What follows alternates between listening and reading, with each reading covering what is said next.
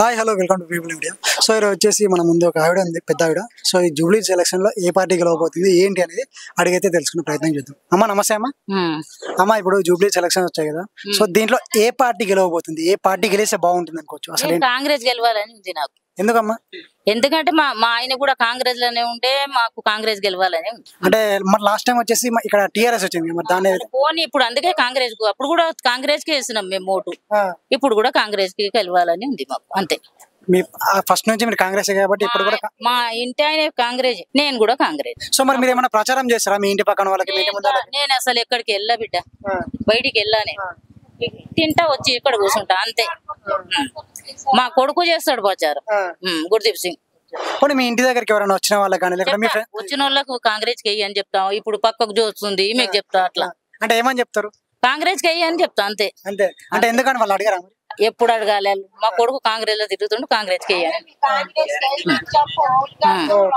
సరే సార్, మరి సార్ పక్క కాంగ్రెస్ వస్తుంది అనేసి అనుకోవచ్చు? ఏమో కాంగ్రెస్ వస్తుందని అనుకుంటున్నా నేనైతే. సో మీరు కూడా గట్టిగా ప్రచారం చేయండి. మీ బ్లెస్సింగ్స్ అన్నకు ఉన్నాయంటే 100% అన్న గెలుస్తాడు, గెలిపిస్తారు మీలాంటి వాళ్ళందరూ.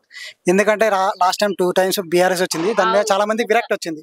సో ఇప్పుడు పక్క కాంగ్రెస్ రావాలని చూస్తున్నారు, అదే విధంగా గెలుస్తుంది. మీలాంటి బ్లెస్సింగ్స్ ఉన్నాయమ్మా. థ్యాంక్ యూ అమ్మా. ఇంటి ఆయన కూడా కాంగ్రెస్ ఉంటే కాంగ్రెస్ గెలవాలని ఉంది మాకు.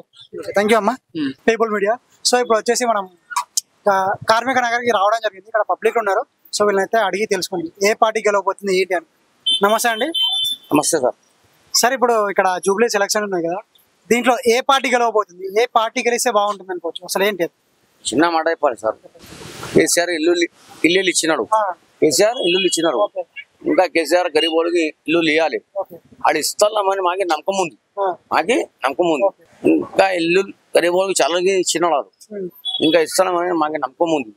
ఆడు వస్తే మంచిగా మాకి ఇంకా గరీబ్ వాళ్ళకి ఇల్లు ఇస్తారని మాకి నమ్మకం ఉంది అన్న. సరే ఇస్తారని అనుకోవచ్చు? ఇస్తారు కదా, ఇస్తారని చెప్తున్నాడు. తాగడు మంచిగా ఉంటాడు, ఆడు ఇస్తాడు, మాకి నమ్మకం ఉంది. థ్యాంక్ యూ అండి. లైక్ చేయండి, షేర్ చేయండి, సబ్స్క్రైబ్ చేయండి. మరిన్ని వీడియోల కోసం బెల్ సింబల్ పై క్లిక్ చేయండి.